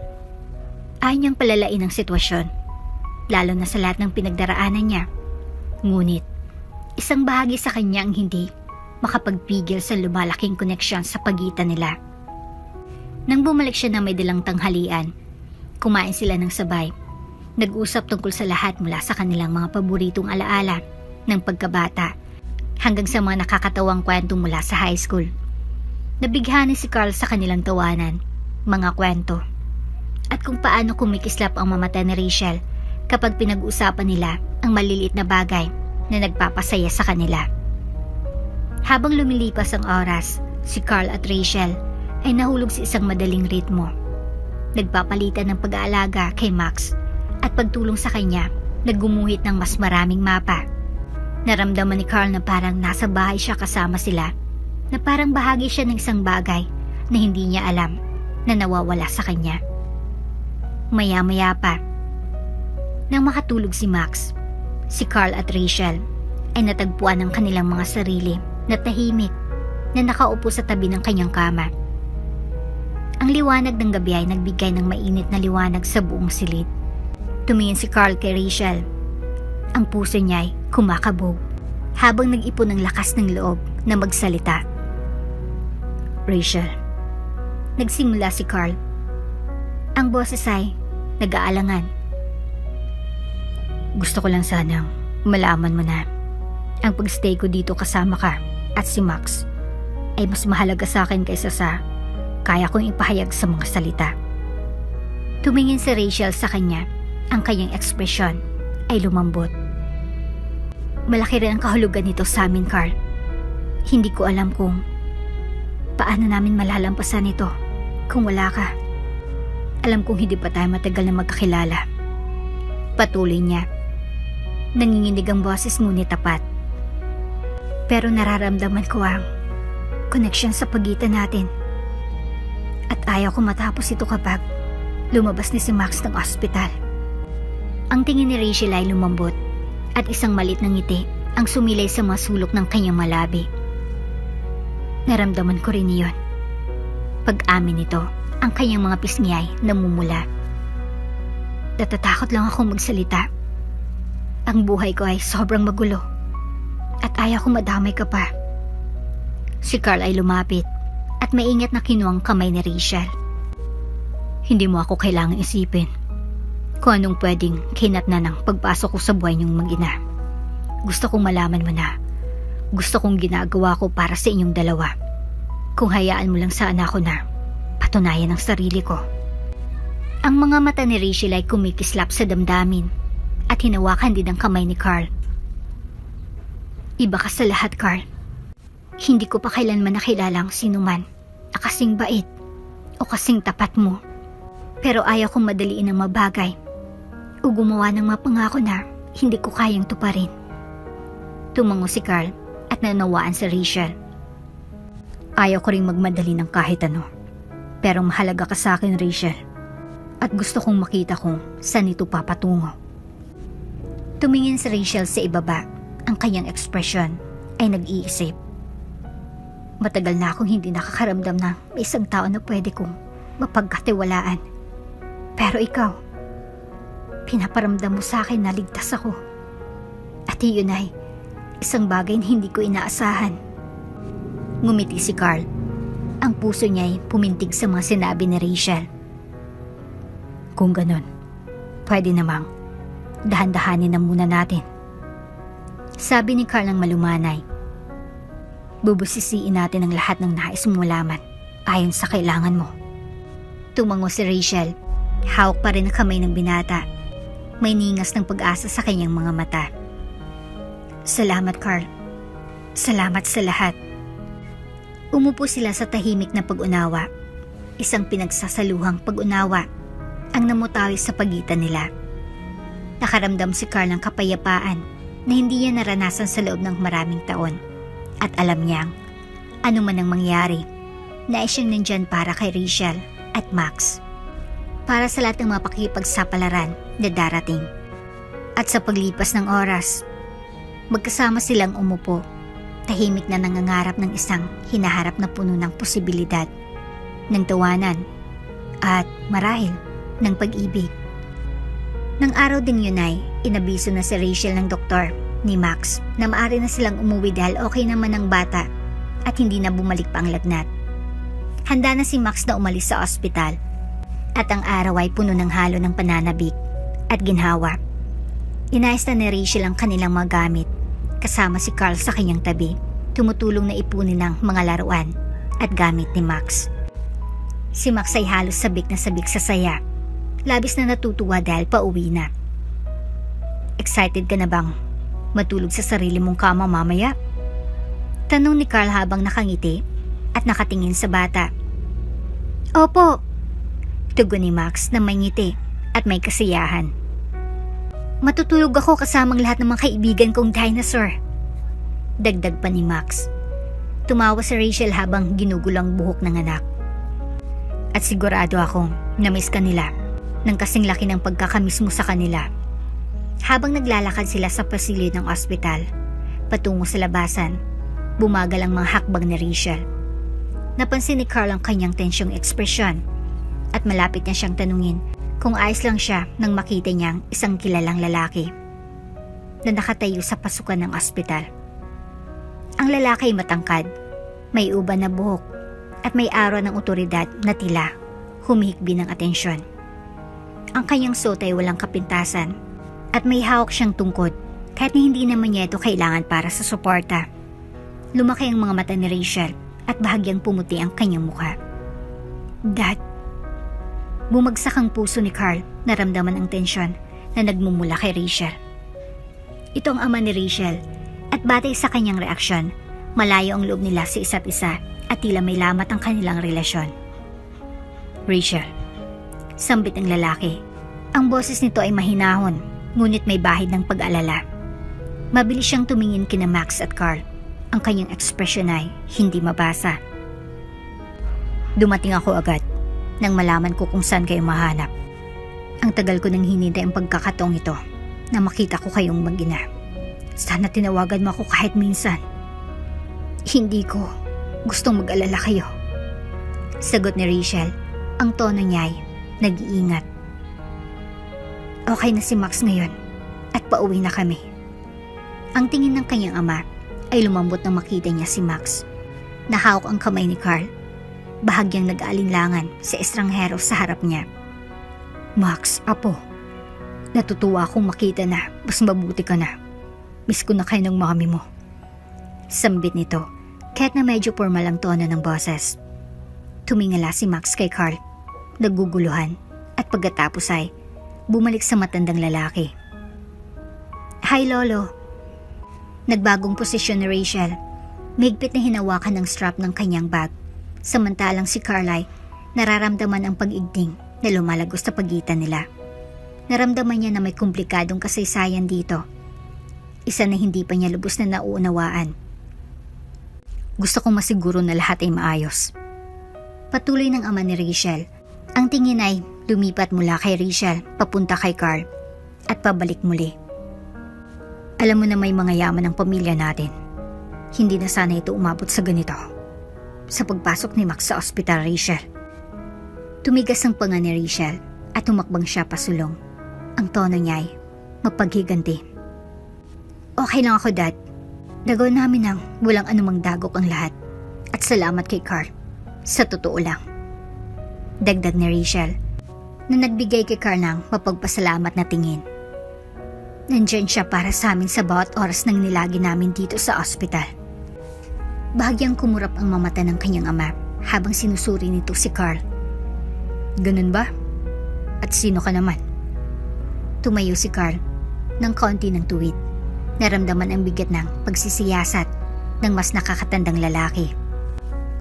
Ako po si Carl. Nagtatrabaho ako sa isang tindahan. At nagkataon na naroon ang mag-ina.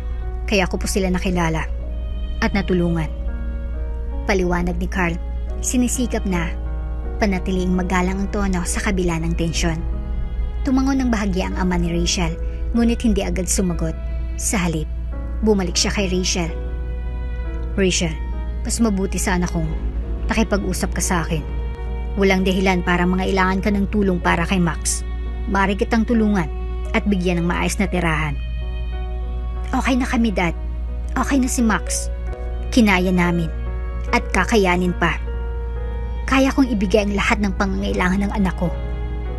Ang ekspresyon ng mukha ng May tumigas. Rachel, sinusubukan ko lang gawin ang makakabuti para sa apo ko. Naiintindihan kong iyong ipinaglalaban. Pero sa anong dahilan? Naramdaman ni Carl ang isang alon ng pagprotekta kay Rachel. Naramdaman niya kung paano ito nasaktan ng mga salita ng sariling ama. Nakikita ni Carl na hindi lang ito tungkol sa kapakanan ni Max, kundi pati na rin sa mga lumang sugat, mga hindi nasabing pagkabigo, at mga magkasalungat na halaga. Humigop ng malalim si Rachel. Hindi natitinag ang kanyang tinig. Pinasasalamat ko ang iyong pag-alala, Dad. Pero si Max ay anak ko at gagawin ko ang lahat para sa kanya. Humagulhol ang kanyang ama. May bahid ng pagkadismaya sa kanyang muka. Wala na akong magagawa. Pero alam mo na palaging bukas ang pinto ko para sa inyong dalawa. Karapatan ni Max na mabigyan ng magandang buhay. Medyo nanlambot si Rachel at tumango. Alam ko po, Dad. At salamat sa alok mo. Sa huling pagtangway, tumingin ang kanyang ama kay Max. Nag-alok ng isang mainit, kahit medyo formal, ng ngiti. Ingat ka palagi, Max. Palagi akong tatawag at hahanap ng oras para makita ka kapag free time ko. Okay? Tumango si Max, hinawakan ng mas mahigpit ang kamay ni Carl. Pagkatapos ay umalis ng ama ni Rachel, huminga ng malalim si Rachel at ang kanyang mga balikat ay lumuwag. Tumingon siya kay Carl. Ang mukha nito ay halo ang ginhawa at naiilang. Siya nga palang daddy ko. Pasensya ka na sa kanya. Pero mabait yun. Hindi lang talaga ako lumalapit sa kanya kapag kailangan ko ng tulong. Nagbigay sa kanya ng nakakaaliw ng ngiti si Carl. Kaya bilib ako sa iyo, Rachel. Dahil naitaguid mo si Max ng mag-isa. Tumingin si Rachel sa kanya. Ang kanyang matingin ay malamlam. Salamat, Carl. Mas naging pamilya ka sa amin kaysa sa kanya sa loob ng mahabang panahon. Pumintig ang puso ni Carl sa kanyang mga salita. Seryoso ako sa sinabi ko, Rachel. Nandito ako para sa inyong dalawa, kahit ano pa man ang mangyari. Ngumiti si Rachel. Ang pasasalamat at init ng kanyang mga mata ay nagniningning. Hindi ko alam kung anong gagawin namin kung wala ka. Habang papauwi sila, hindi may iwasan ni Carl ang isipin ng ama ni Rachel. Malinaw na mahal nito si Max. Ngunit tila may problema sa relasyon niya kay Rachel na puno ng kontrol kaysa sa tunay na suporta. Nagtataka si Carl kung patuloy bang maghihikbi ang ama ni Rachel para sa mas malaking partisipasyon sa buhay ni Max. At kung kayang ipaglaban ni Rachel ang kanyang paninindigan laban dito. Ngunit isang bagay ang tiyak. Nandyan si Carl para kay Rachel at Max, handang protektahan at suportahan sila habang hinaharap ang anumang hamon na darating. Sa ngayon, bagaman, nakatuon si Carl sa pagtulong kay Rachel at Max na makabalik sa kanilang nakagawi ang gawain. At habang naglalakad sila palabas ng ospital ng magkasama, nakaramdam siya ng panibagong layunin. Alam ni Carl na siya nasa tamang dako. Isang linggo nang lumipas, mula nang ma-discharge si Max mula sa ospital. Si Carl ay naglaan ng mas maraming oras kay Rachel at Max.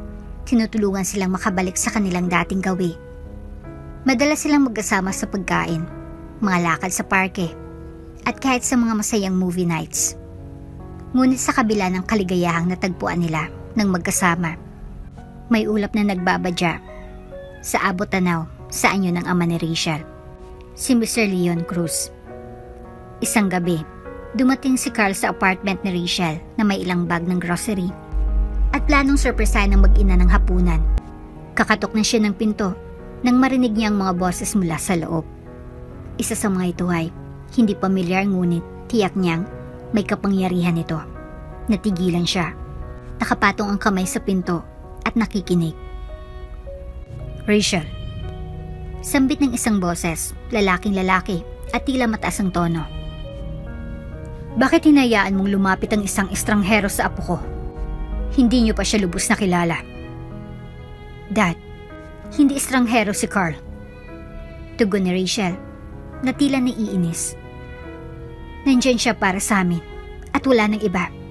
Siyang dahilan kung bakit nakarating si Max sa ospital. Sa mga oras na tila kukunin na siya sa akin ng pagkakataon. Si Carl na nakaramdam ng pagliyok ng kanyang sikmura. Alam niyang hindi magiging madali ang pag-uusap na ito, pero hindi niya inasahan na mangyayari ito nang wala siya roon upang ipagtanggol ang sarili. Humugot siya ng malalim na hininga at kumatok sa pinto. Pagkalipas ng ilang sandali, binuksan ito ni Rachel. Lumaki ang mga mata nito nang makita siya. Mukhang nahabag siya dito at nag-aalala. Malinaw na alam ni Carl ang tensyon na namumuo sa silid. Carl, sambit ni Rachel ng malumanay. Tumingin si Rachel sa kanyang ama na nakatayo sa sala na may paghiwatig ng hindi pagsang-ayon. Pumasok ka. Ngunit pinapasok pa rin ni Rachel si Carl. Lumingon si Mr. Leon. Kumundot ang kanyang mga mata. Habang tinitingnan si Carl mula ulo hanggang paa, masugid nitong tinitigan ng binata. Magandang gabi po, Mr. Cruz. Sambit ni Carl at inabot ang kanyang kamay ng magalang.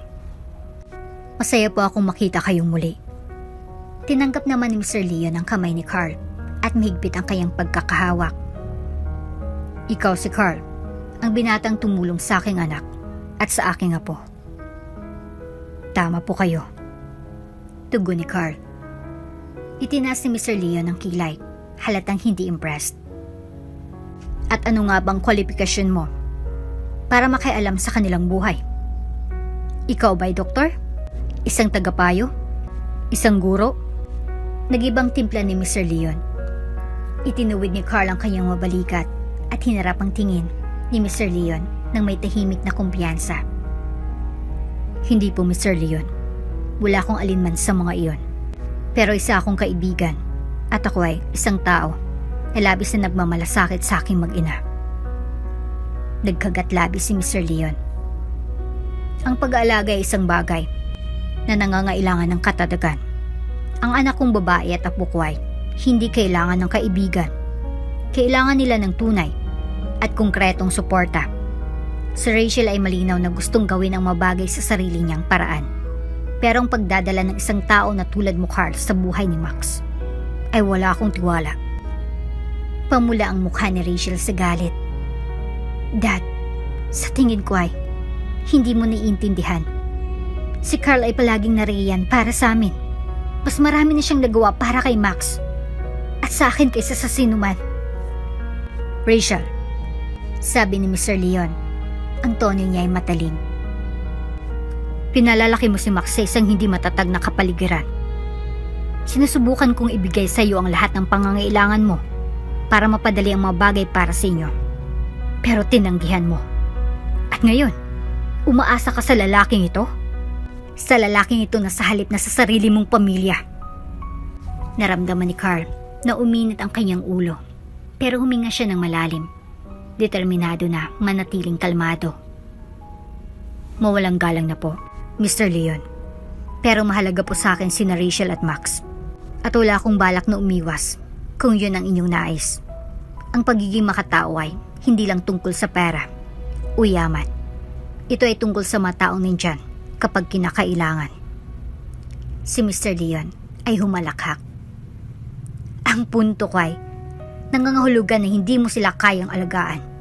Wala kang background, mga mapagkukunan o karanasan para malaman kung anong pinakamainam para sa isang solong ina at kanyang anak. Kinapa ni Carl ang kanyang panga. Wala man akong mapagkukunan.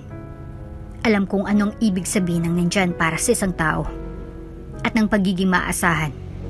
Hindi ko kailangan ng kayamanan para patunayan ang sarili ko. Pumikit ang mga mata ni Mr. Leon. At anong plano mo, Carl? Anong inaasahan mo mula sa aking anak na si Rachel bilang kapalit? Nabigla si Carl at isang saglit ay nakaramdam na siya ng galit. Wala akong inaasahan. Nandito ako dahil nagmamalsakit ako sa kanilang dalawa. Lumakad si Rachel pasulong, maraan ang boses. Dad, tumigil ka na. Narito si Carl para sa amin sa mga paraang hindi mo nagawa. Ito ay hindi tungkol sa mga mapagkukunan o kwalifikasyon. Tungkol ito sa tunay na kabaitan. At paulit-ulit na ipinapakita sa atin ni Carl na pagiging makatao. Bahagyang lumambot ang ekspresyon ng kanyang ama, ngunit hindi ito umatras. Rachel, palagi kong ginagawa ang tingin kong pinakamabuti para sa iyo at kay Max. Inaalok ko sa iyo ang karangyaan at isang bagay na hindi kayang ibigay ni Carl. Kung magdidesisyon ka tungkol sa hinaharap ni Max, kailangan mong isaalang-alang iyon. Nakaramdam si Carl ng pagdududa habang tinitingnan si Rachel. Gusto niyang kunan ito ng katatagan para sa sarili, pero alam niyang may katotohanan ng mga salita ni Mr. Leon. Wala siyang kayamanan o mataas na posisyon sa trabaho na may aalok sa mag-ina. Ang lahat ng mayroon siya ay ang kanyang pangako, ang kanyang puso, at pangako na nandyan siya. Tumingin si Rachel sa pagitan ng kanyang ama at ni Carl. Ang kanyang ekspresyon ay naguguluhan. Dad, pinahalagahan ko ang lahat ng kaya mong gawin. Pero ako nang gagawa ng sariling mga desisyon ko. Si Carl ay bahagi na namin. At nais kong tanggapin mo ang nais ko. Humagulol si Mr. Leon at ang kanyang tingin ay lumipat muli kay Rachel patungo kay Carl. Sige, pero panindigan mo ang desisyon mo, Rachel. At kung desisyon na ito ay magdadala ng kapahamakan kay Max, ikaw ang mananagot dito. Sa mga salitang iyon, ay tumalikod na si Mr. Leon at umalis. Nag-iwan ng mabigat na katahimikan sa pagitan ni Rachel at Carl. Nang magsara ang pinto ay naglabas si Carl ang malalim na hininga na hindi niya namamalayan na pinipigilan niyang kausap ang ama ni Rachel. Tumingin siya kay Rachel. Ang kanyang mukha ay naguguluhan. Rachel, sa tingin mo ba tama siya? Pinapahirapan ko lang bang mga bagay para sa'yo? Nilingon ni Rachel ang binata at inabot ang kamay nito. Hindi, Carl. Ikaw ang naging sandigan ko. Huwag mong hayaang matapakan yun ng pagdadalawang isip mo. Pero wala akong meron siya. Sambit ni Carl sa mababang boses. Wala akong mga mapagkukunan para bigyan ka ng ganitong klaseng buhay na kaya niyang ibigay. Hindi ko may papangako kay Max ang isang hinaharap na puno ng karangyaan.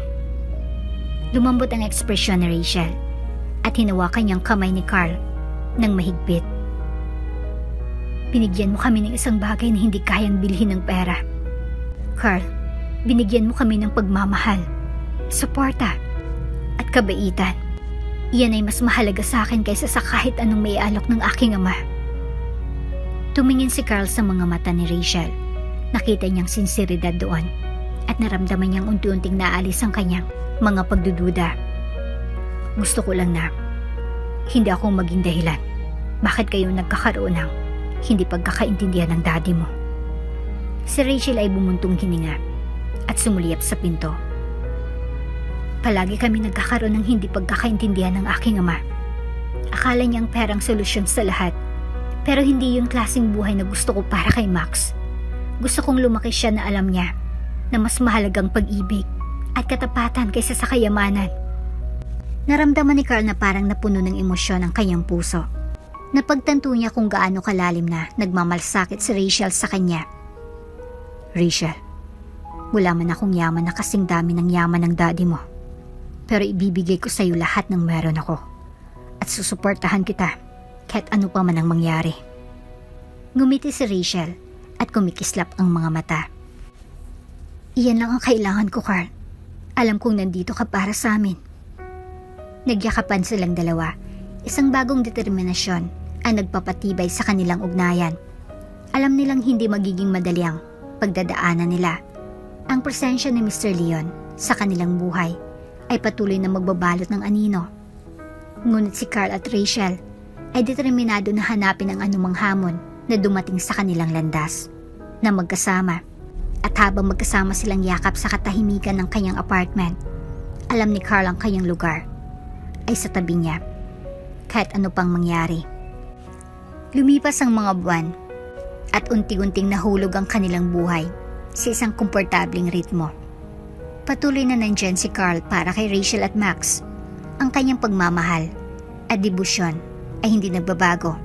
Sa kabila ng kanyang natatanggap na panghahamak mula kay Mr. Leon, ay nanatili siyang magalang, nakatuon sa pagbuo ng matibay na pundasyon para sa kanyang hinaharap, kasama sina Rachel at Max. Isang linggo ng hapon, biglang dumaan si Mr. Leon sa apartment ni Rachel. Nagpalitan ng gulat na tingin sina Rachel at Carl nang makita ito sa pinto. Ngunit tinanggap siya ni Rachel nang may magalang kahit medyo maingat ng ngiti. Hi Dad, ano pong kailangan ninyo? Tanong ni Rachel habang sumulyap kay Carl na nakatayo sa tabi niya nang may proteksyon. Tumango si Mr. Leon. Ang kanyang ekspresyon ay hindi pangkaraniwang tingin. Rachel, Carl, gusto ko sana makausap kayong dalawa. Pwede ba? Tumango si Carl. Mabilis ang tibok ng kanyang puso. Hindi siya sigurado kung ito ay isa pang sagupaan o ibang bagay na ganap. Ngunit habang lahat sila ay naupo sa sala, nagulat sila kay Mr. Leon. Niisip ko nang sinabi mo, Rachel. Simula nito, ang tono ay maingat ngunit tapat. Narealize ko na masyado akong nakatuon sa material na bagay. At marahil ay hindi ko pinahalagahan ang iba pang mga katangian na nagpapalakas sa isang tao. At sa tingin ko sa inyong dalawa, ay nakikita kong paraan ng pag-alaga ni Carl kay Max. Lumipat ang tingin nito kay Carl. Marami akong napagtanto. Si Carl ay nakinig ng mabuti at ang kanyang puso ay kumakalabog. Maring ito na ang sandaling inaasahan niya. Ang sandaling tanggapin siya ni Mr. Leon. Humugot ng malalim na hininga si Mr. Leon. Tinitingnan si Carl ng diretso. Carl, nais kong humingi ng tawad sa'yo. Mali ang aking panghusga sa'yo. At hinayaan kong bulagin ako ng sarili kong mga pamantayan sa kung ano talagang importante. Malinaw na sa akin ngayon na mahal mo talaga si Rachel at Max. At ipinakita mo ang walang kondisyong dedikasyon. Iyan ay isang bagay na dapat kong irespeto. Naramdaman ni Carl ang alon ng ginhawa na dumaan sa kanya at tumango siya, puno ng pasasalamat. Salamat, Mr. Leon. Alam kong hindi tayo nagkaroon ng magandang panimula sa umpisa. Pero gusto kong malaman mo na lubos akong nakatuon kay Rachel at Max. Silang lahat sa akin. Ang mga labi ni Mr. Leon ay umarko sa isang bahagyang ngiti. Nakikita ko na ngayon na pure ang intention mo. At iyon ang dahilan kung bakit ako nandito ngayon. Carl, nais kong ibigay sa iyo ang aking basbas. Ang aking basbas na pakasalan ng aking anak na si Rachel. Lumaki ang mga mata ni Rachel sa gulat at mabilis na tinakpan ang kanyang bibig. Tumingin si Carl kay Mr. Leon na may gulat, halos hindi makapaniwala sa kanyang narinig. Sigurado po ba kayo? Gulat na tanong ni Carl. Nakatingin siya kay Rachel at ang mga matay puno ng luha ng kaligayahan. Tumango si Mr. Leon, ang kanyang ekspresyon ay tapat. Nandito ako. Maring hindi ko ito palaging naipapakita. Pero gusto ko talaga ang pinakamabuti para sa aking pamilya. At naunawaan ko ng aking papel bilang isang amay.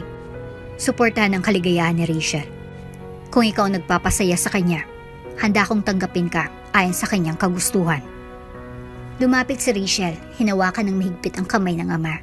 Ang kanyang ngiti ay nagniningning. Daddy, salamat. Hindi mo alam kung gaano mo ako napasaya. Naramdaman ni Carl ang agos ng damdamin at hindi niya mapigilan ang kanyang ngiti. Ipinapangako kong aalagaan ko ng mabuti sina Rachel at Max. Gagawin kong lahat ng makakaya ko para mapasaya sila. Tumango si Mr. Leon. Maaliwalas ang mukha nito nang sumulyap siya kay Rachel. Naniniwala akong magagawa mo yun, Carl. At nais kong ialok ang aking tulong kung may kailangan ka upang maging espesyal ang kasalang ito. Ikalulugod kong makapag-ambag. Tumingin si Carl kay Rachel. Nakitang saya sa kanyang mga mata at parehong tumango sila. Salamat, Mr. Leon. Salamat sa iyong alok at malugod po namin itong tinatanggap. Tugon ni Carl. Nang mga sumunod na linggo, tinupad ni Mr. Leon ang kanyang pangako. Tinulungan niya ang magkasintahan na magplano ng isang magandang kasal. Ang seremonya ay ginanap sa isang magandang hardin at napapalibutan ng pamilya at mga kaibigan. Nagsuot si Rachel ng isang simpleng, eleganteng damit na nagpatigil kay Carl sa paghinga nang makita niya itong naglalakad sa aisle. Habang magkasama silang nakatayo, magkahawak kamay, tumingin si Carl sa mga mata ni Rachel na para bang ang puso niya ay sasabog. Naalala niyang lahat ng mga sandali na nagdala sa kanila sa araw na ito. Ang mga pagsubok, ang mga pagdududa, ang tahimik na mga sandali ng pag-ibig at pag-asa. At ngayon, narito na sila, handang simulan ng isang bagong kabanata ng magkasama. Ipinagkaloob ni Mr. Leon si Rachel na may ngiti ng puno ng pagmamalaki. At habang nagsisimulang seremonya, napagtanto ni Carl kung gaano ang mga pagbabagong naganap mula nang una niyang makilala ang nobya. Ito ay higit pa sa kanyang pinapangarap. Isang pamilya, isang kinabukasan, at isang pag-ibig na alam niyang magtatagal. Nang binigkas nilang kanilang mga pangako, ay puno ng damdamin ng boses ni Carl. Rachel, mula nang makilala kita, binago mo ang buhay ko. Ipinakita mo sa akin ang kahulugan ng pag-ibig, tibay, at kabaitan. Pangako ko na, susuportahan kita, pahalagahan ka, at magiging pinakamahusay na asawa at ama na kaya kong ibigay para kay Max. Kayo ni Max ang mundo ko at mamahalin ko kayo ng buong puso ko. Nagniningning ang maluwas sa mga mata ni Rachel habang siya'y sumasagot. Carl, ikaw ang aking sandalan, kaibigan, at pag-ibig. Pumasok ka sa aming buhay nang pinakailangan ka namin. At ipinakita mo sa akin kung anong tunay na pagmamahal. Pangako kong susuportahan ka, mamahalin ka, at bubuo ng buhay na puno ng pagmamahal kasama si Max. Nagpalitan sila ng mga singsing at pinagtibay ang kanilang mga pangako sa isang halik habang ang kanilang pamilya at mga kaibigan ay pumapalakpak sa paligid nila. Pagkatapos ng seremonya ay nagkaroon ng tahimik na sandali sina Carl at Mr. Leon. Ipinatong ni Mr. Leon ang kamay sa balikat ni Carl. Ang kanyang ekspresyon ay puno ng pagmamalaki. Isang mabuting tao ka, Carl, at natutuwa ako na natagpuan ka ng anak kong si Rachel. Sambit ni Mr. Leon, ang kanyang boses ay malamlam. Tumango si Carl, nakakaramdam ng malalim na pasasalamat. Salamat po, Mr. Leon. Bahalaga ito sa akin. Nagpapasalamat ako na maging bahagi ng pamilyang ito. Habang lumalalim ang gabi, nagsayaw sina Carl at Rachel, napapaligiran ng tawanan at saya. Si Max ay labis na nasisiyahan sa pagdiriwang.